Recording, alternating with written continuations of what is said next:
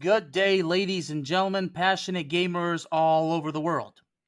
My name is Alex Al-Kazzaz, and I'm also known as the Bear of Texas, as well as the Texas Gaming Bear. Ladies and gentlemen, today I want to take a moment to tell everybody about my love and desire, but most of all, my passion about collecting vintage video games. Now, to get straight to the point, I do collect video games. I do have a personal policy to where I'd like to preferably collect sealed video games. In other words, games that have never ever been opened. But I do make some exceptions because collecting video games overall, especially vintage video games, is just a lot of fun. Now, I am sort of a lifelong gamer. I've not been able to get too much into gaming as an adult.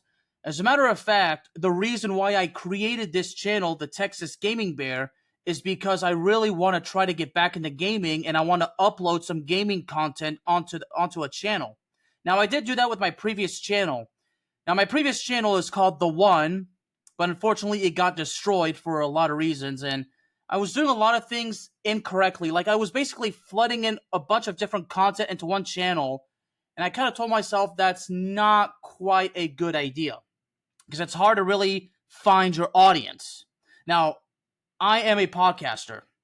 As a matter of fact, I've got several shows. I've actually got two other channels for two particular shows. One of them would be for my pro wrestling podcast, and my other would be for my association football podcast. So if you love association football, or soccer as we call it here in the United States of America, and if you love professional wrestling, then you should check out my shows. My association football show is Into the Net FC, and my pro wrestling podcast is Ringside Chaos. Just wanted to get out of the way. So, as a matter of fact, if y'all been, for those of you that are subscribed to this channel, or for those of you that will subscribe, if you are watching this video, please like this video. Please subscribe to my channel. Please, got a lot of content for you to check out. I'm slowly building my gaming channel. I'm adding some more content. Right now, since my channel is a couple weeks old, I can only upload a little bit each day, but it's one step at a time. Right now, I'm actually to have the gaming content that I've recovered from my old channel, and I'm kind of basically re-uploading them. Right now, I'm working on uploading my Max Payne walkthrough from the original Max Payne. So I kind of want to give a little bit of a heads up on what my channel is all about and who I am. As a matter of fact, I used to have a video game podcast which I called Rage Quit, and the reason why I don't have it anymore is because, look, I could not often get guests on my show, and talking about video games by myself tends to be very, very difficult and overwhelming, but somehow, someway, I'm doing it once again, but this time, the perspective is different. This is about my desire to collect James Bond video games. Now, another thing about me is that I'm a lifelong James Bond fanatic. I've seen all the films so many times. I have some James Bond memorabilia. As a matter of fact, I've got like so much James Bond stuff, like, but most of them are packed away in boxes right now because, just in case, just in case I have to move or anything, or maybe just to get some space around my bedroom. But I've got a lot of James Bond stuff. But specifically, the most important James Bond thing I have is this. This, ladies and gentlemen, is a copy of James Bond Everything or Nothing. This is a sealed copy. Never been opened. This is obviously for the GameCube. So this is actually the first GameCube game that I've actually bought as far as collecting games. 007 Everything or Nothing was such a unique game. This game came out, I believe, in 2004. If I'm correct, it came out in the spring of 2004, or maybe in the late winter, I'm not sure. As far as late winter, obviously that's in the winter of 2003. But if I'm correct, 007 Everything or Nothing came out in 2004. And I believe this is actually the final James Bond act by Pierce Brosnan, who, of course, is one of the best James Bond actors ever. I'm often asked, as a James Bond fanatic, which James Bond actor is the best? Well, obviously, Sean Connery is the GOAT. Pierce Brosnan was amazing, but you know what? This is why it kind of caused a little bit of controversy. In my honest opinion, aside from Sean Connery, Roger Moore was the best 007. Now, aside from Connery and Pierce Brosnan, Sir Roger Moore, in my honest opinion, was a fantastic 007. But as far as I'm concerned, yeah, I think this was actually Pierce Brosnan's final act as 007, unless I'm missing something. But you know what's interesting about this one? If y'all want to see it again, I have it right here. You know, Pierce Brosnan, it was not only his likeness in the game, but his voice. And the reason why I bring this up, if you remember correctly, in 007 Nightfire, Pierce Brosnan's likeness was in the game, but Pierce Brosnan did not voice James Bond in that game. I have no clue who voiced 007 in 007 Nightfire. In 007 Agent Under Fire, I swear to God, the likeness looks a little bit like Pierce Brosnan, but I don't think it's Pierce Brosnan. We all know it wasn't Pierce Brosnan that voiced James Bond in Agent Under Fire, but the likeness is not Pierce Brosnan, if I'm correct. However, it does look a little bit like him. I understand sometimes you have to use a different actor. I mean, I don't know why Pierce Brosnan did not voice or use his likeness in Agent Under Fire. I have absolutely no idea why Pierce Brosnan did not voice James Bond in 007 Nightfire. I'm sure there are reasons why, but at the end of the day, at least 007, at least Pierce Brosnan was the likeness and the voice in this one. You know, and one other big unique thing from this one is that in this game, they brought back a James Bond henchman from two of Roger Moore's films. This henchman actually appeared in two James Bond films. He appeared in The Spy Who Loved Me and Moonraker. The henchman I'm talking about is Jaws. You know, the tall dude, the silver teeth. You punch him in the face. It hurts you, not him. It's very, very difficult to take him down, but 007 has defeated him on a number of occasions. As a matter of fact, I don't know if I should say this is funny or cool or unique, but you know what? This is the most interesting thing about Jaws, is that he actually turned into a good guy. In Moonraker, Jaws turned into a good guy. In professional wrestling terminology, Jaws turned face. And actually, Jaws had one line in his two films, and this was at the end of Moonraker, when he's with that cute little blonde girl, and they're basically drinking a bottle of champagne, and he says, "Well, here's to us." It's just funny. Jaws all of a sudden becomes a different person when he falls in love with a beautiful woman. But going back to 007 Everything or Nothing, I loved that Jaws actually came back. And something interesting about Jaws is that in the game, he actually dies. In the film, he never dies. He did not die in Moonraker, thankfully.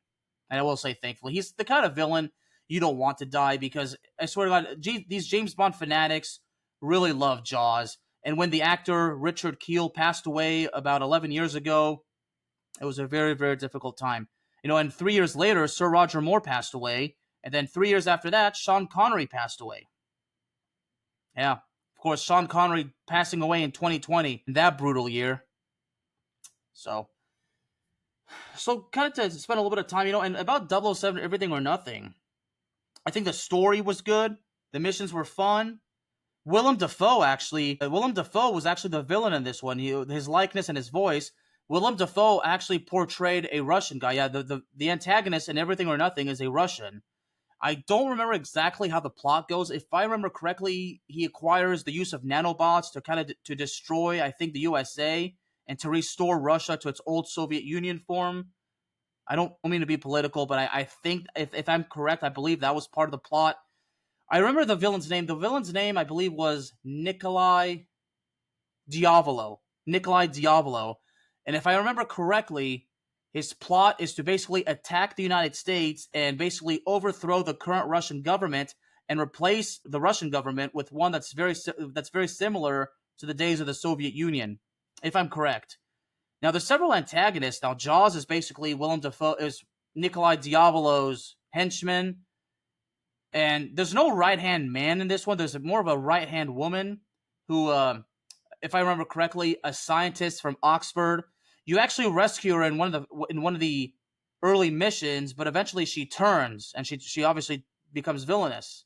I remember that mission after you save her, 007 invites her to dinner next time she's in London. Obviously, she's a professor at Oxford, so I mean I don't know exactly how far Oxford is from London, but I think we all get the point.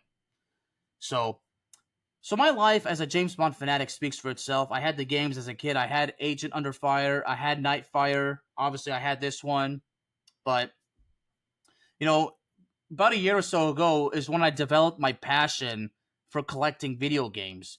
And even though this channel was originally just intended for gaming content, I figured, why not spend some time talking about video games as well? But this time, not under as much pressure.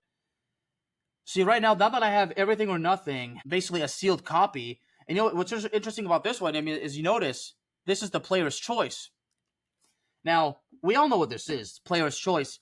On the PlayStation, you have greatest hits. On Xbox, you have platinum hits, and on the Nintendo, you have player's choice. What it means is if I'm incorrect, let me know in the comments. Platinum hits, greatest hits, and player's choice. That basically comes when a video game sold so well, the sales were so good that the game was able to be sold at that point for a lower price. So when games went to greatest hits, platinum hits, and player's choice, it's because the game sold so well that the creator and the company and everything, they were able to continue to sell it, but at a much lower price. So you notice not all games go to platinum hits and greatest hits and player's choice. Only the games that sell very, very, very well do that. So, yeah, that's usually how it goes. I mean, this is what I learned from one of my closest friends who's a huge, huge video game guy. He actually gave me a lot of advice when it comes to collecting video games. As a matter of fact, I told him when it comes to my personal policy with N64 games, I rarely only collect the cartridge. Personally, I require the box. Now, there's actually 2 games I have on the N64 that I only have the cartridge. That would be Star Wars Shadows of the Empire, and the other one is FIFA World Cup 98, which is the Japanese version. I'll actually be doing an episode on that. As a matter of fact, I have an idea because, now that I mentioned my association football podcast, the other important thing about me is I'm a huge, lifelong fan of association football. In the United States, we call it soccer, so please don't hold that against me. I say football, okay, because it's football. In the USA, we have, something called American football, but hey, I know that the real football is association football. In other words, soccer is real football. And for the record, I'm American, and I'm saying that because it's the truth. It's the truth. So as far as my desire goes, you see, it's a desire to collect video games overall. Now, for so long, my adult life has been pretty rough as far as working jobs and being able to make a living. See, that's why for so long I built a YouTube channel in order to kind of help supplement an income. Now, I'll be honest with you. I'm going to build this channel to do well enough for me to earn an additional income. But my primary motivation is to put some good content. But I'm not going to lie. Obviously, I want to make a living. Now, I do work a day job. I have my association football podcast. I have my pro wrestling podcast. I have my Dallas Cowboys podcast. And I have my paranormal podcast. And I even have a podcast which I call the Sports Verdicts, where I just talk about sports overall. So I've got 5 podcasts and a full-time job where I work at least 40 hours a week. So it's very, very hard to maintain all this. But at the end of the day, I am willing to accept the challenge. I need to save up my money because I'm intending on supplementing an income in order for me to get my own place. But as far as I'm concerned, when it comes to basically for me to collect these sealed games, I personally see it as an investment for the future. So now my goal is to find, and I know how difficult this is going to be. Okay, to find this was incredibly difficult. I mean, I got lucky to get this one because there's a vintage video game store not far from me called the Gaming Vault. They're actually located in Keller, well, near Keller. I think it's Fort Worth or I don't know if it's technically Hazlitt or whatever, but just look it up. The Gaming Vault. Just look it up, and if you need help in the comments, let me know, and I'll give you as much information as I can. See, I noticed that a couple weeks ago, this game was in one of their locked cases because this is a sealed copy. This is a sealed copy. This is over 20 years old, and look how great condition it is. See, that's one of the keys. You have to keep it. You have to preserve it in order to basically be able to possibly make a lot of money in the future. But now I have a desire to find Agent Under Fire and Nightfire, both sealed. Because if you have this one, if you have the sealed copy of Everything or Nothing, you might as well try to get the other 2. Now, several other James Bond games came out after Everything or Nothing. I think one of them was Quantum of Solace, which I played, which I did not find very, very good. Obviously, the greatest James Bond game of all time is GoldenEye. Not only was GoldenEye amazing with the plot, the missions, and the guns and everything, multiplayer was fun, but GoldenEye's soundtrack was absolutely incredible. Absolutely incredible. If I could one day, find a sealed copy of 007 GoldenEye for the N64, well, it was only on the N64. If I could one day find a sealed copy of 007 GoldenEye, I'm not going to lie, I'm going to start crying. Because if I find a sealed copy of James Bond 007 GoldenEye, if it's a sealed copy and heavily protected, and if you buy it, it comes with everything, including its protective case, I would imagine that would be somewhere between $6,000 to $10,000 minimum. I'd be surprised if it was lower. Now, I've often told that there's always the Japanese versions as well.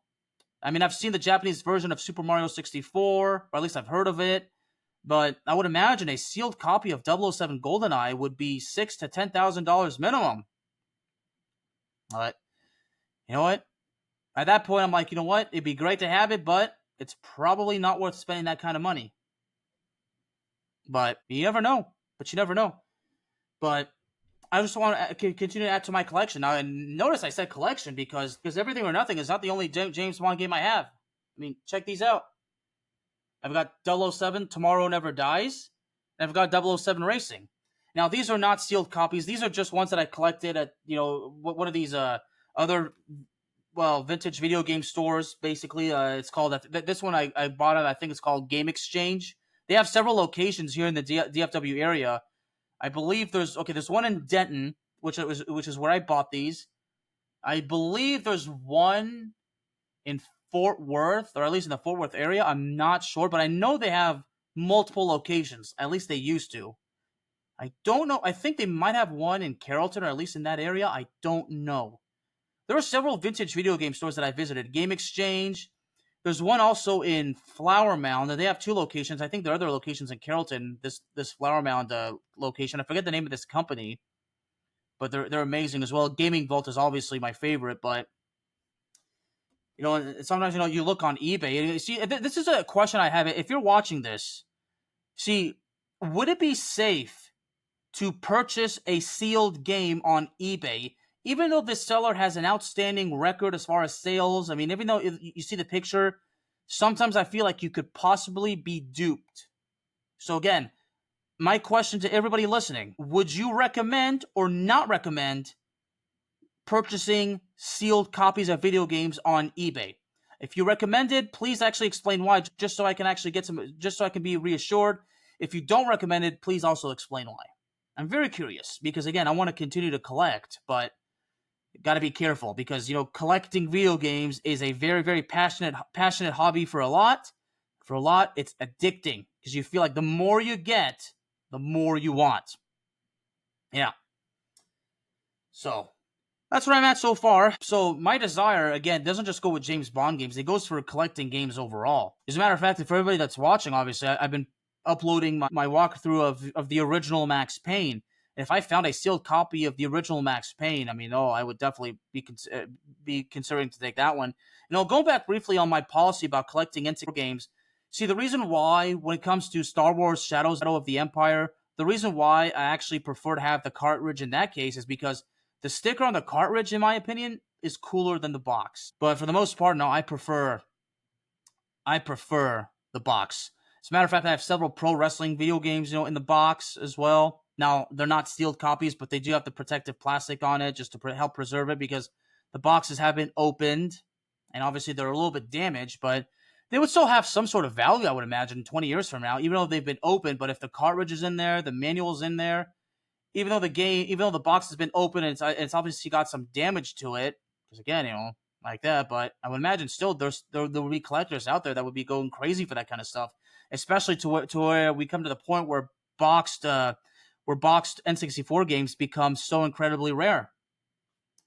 As a matter of fact, see, I always make the joke, because this is actually not the only sealed game I have. I have several others. But I always say as a joke, imagine 20, 30 years from now, I travel to Las Vegas, and I go to Pawn Stars. Imagine I go to Pawn Stars, okay, and then I come to them and I have several sealed copies of video games. Obviously, I would imagine that. I mean, I'd imagine by the time I get there, Rick Harrison probably won't be there. I would imagine by then it's probably going to be his grandson. I mean, his son Corey, I would imagine maybe his son Corey will be there by then, or I think by then he'd be retired. If I basically try to make a sale with Chumley, hey, that would be amazing. Y'all can tell, yeah, I've watched Pawn Stars. I actually love Pawn Stars. It's a very good show. But if I could one day, make a sale with either Corey, Chum, or Rick, it would be amazing. The old man, of course, Rick's father, Corey's grandfather, passed away a couple years ago. Rest in peace. But I always make the joke, like I would love to one day go to Pawn Stars and try to sell some of my vintage sealed video games. Now, I would imagine they would tell me ahead whether it's real or not and how much they'd offer. Then I guess after that they'd offer, do you want to be on television? So I imagine there's a lot of stuff that's preordained.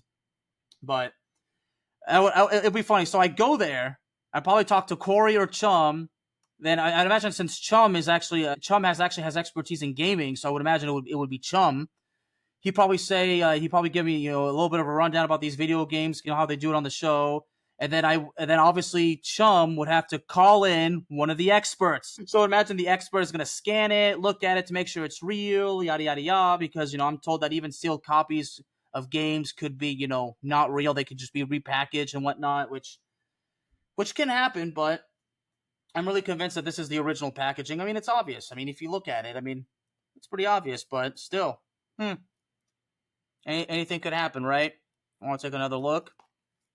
Here. Obviously, you got the seal right here. It's just funny how this one says security device enclosed. Of course, it's got the EA thing. Man. Look at that. Of course, yeah, if it says EA Games. Yeah, EA Games. And of course, think of EA, you think EA Sports. It's in the game. Electronic Arts. So Electronic Arts obviously has its sports division. I think that's still today. They make the sports games. Madden, MLB. I mean, I haven't played those games in a long time, so I would imagine are they still called? Is it MLB 2K? Or actually no, I think now it's MLB The Show. I should know that. Yeah, MLB The Show. I think that's been the case for several years now. But man, and speaking of sealed copy video games, when Grand Theft Auto 6 comes out, I plan on buying 2 copies. A digital copy for the PlayStation. I hope to have a PS5 by then. And a physical copy, which I plan on not opening. So I plan on buying a digital copy of GTA 6, as well as a physical copy. And the physical copy, I plan to preserve it, to protect it and preserve it. Now, if I were to go to Pawn Stars with that game, with a sealed copy of GTA 6, if that would be 30 years from now, I would imagine that as long as it's protected and everything, it would actually come up for a lot of money. But we'd have to wait and see. But right now, I stick to basically the fact that I want to get the rest of the James Bond games. I mean, I have no interest in getting Quantum of Solace. I have no interest in getting the late James Bond games. I think there's one called Bloodstone, if I'm correct. But no, my only desire overall is to somehow get GoldenEye 007, a sealed copy. Get Agent Under Fire, as well as Nightfire. Now, there's also the other one on the N64, The World Is Not Enough. Well, if I got a sealed copy from that one, well, that one was actually on the PlayStation as well. I would imagine it's probably going to be tough to get a sealed copy of that one on the N64. I'd imagine it's incredibly, incredibly rare and very, very, very, very difficult to get a sealed N64 game. I mean, I'm sure you can get it somewhere. I mean, I would imagine you'd have to get it through a private collector, but it's out there, but it's incredibly difficult. I would imagine it's ultra incredibly rare to get it at a vintage video game store. I mean, you never know. You just got to keep your eyes open, but anything's out there. You just gotta keep your eyes out, but you got to be careful as well, especially on eBay. But right now, I'm on a journey to somehow finding Agent Under Fire as well as Nightfire sealed copies, whether it's on the Xbox, whether it's on the PlayStation 2, whether it's on the GameCube. That doesn't make a difference to me. But if I could actually, since I have everything or nothing on the GameCube, if I can get Agent Under Fire on the Xbox and then Nightfire on the PlayStation 2, that would actually make me even more happy because I have the 3 games from that generation, and I have it for different systems. I believe Agent Under Fire came out in 2001. Nightfire came out in 2002, and Everything or Nothing came out in 2004. That's why I said that generation. So it was in a span of about 3-4 years, if my math is correct. Agent Under Fire, I believe, was the first James Bond game to come out since The World Is Not Enough. I think GoldenEye came out in 1997. Now, the film GoldenEye was in 1995, and the game came out in 97.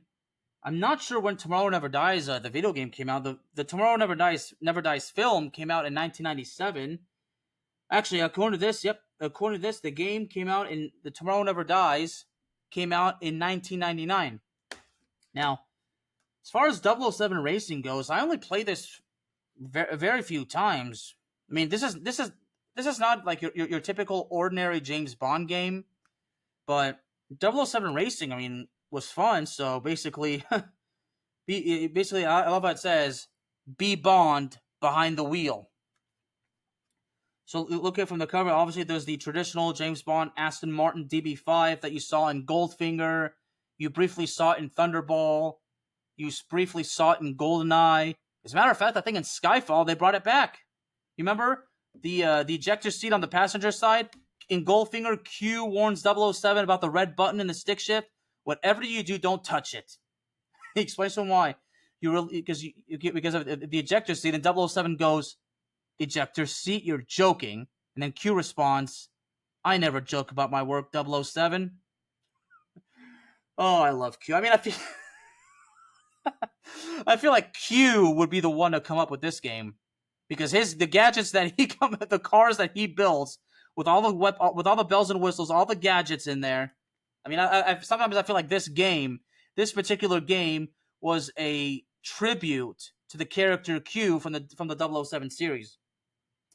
Well, this game came out in 2000, so this game is 25 years old, if you can believe it. I mean, this game feels more like it's 30 years old, or 30 to 35, maybe 40 years old, but several games. I mean, it's been so long since I played this game, but in this game, I mean, there are missions, but technically you're not 007 like walking around shooting people. I mean, this one you're just basically just in the car the whole time, and different cars from different films. So since this one came out in 2000, I would imagine there's several cars from the James Bond films throughout the series. So obviously, I would imagine there's the BMW from The World Is Not Enough.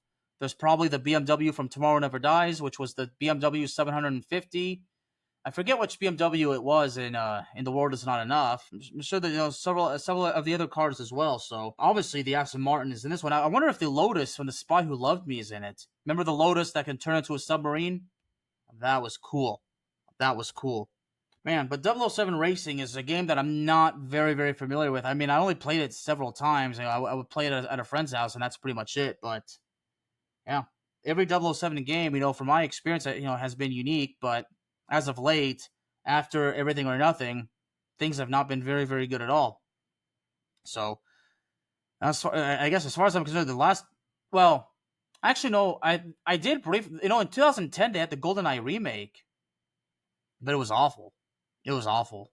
It really was awful. And it did follow the film to an extent, but it did have a lot of changes, just like the original 007 GoldenEye, but for the most part, yeah, the GoldenEye remake from 2010, I didn't like it. As a matter of fact, Pierce Brosnan's likeness isn't even in this one. As a matter of fact, it's Daniel Craig's likeness, and I believe his voice as well in that one. But and Daniel Craig, in my opinion, is a good 007. Quantum of Solace, not the best film. I thought Casino Royale was amazing, and then I think several years later, okay, so there was Casino Royale in 2006, Quantum of Solace in 2008, there was Skyfall in 2012, then there was Spectre in 2015, where Batista was was the henchman in that one. I forgot the name, and I forgot the name of the last James Bond film that came out actually, I think 3 years ago, where 007 actually dies at the end. So, yeah. So my history and knowledge and passion for 007, well, it all speaks for itself, and that passion has bled out to my desire and passion for collecting vintage video games. So that wraps up my first video about my passion and hobby of collecting vintage video games. So, if you like this video, please leave a like.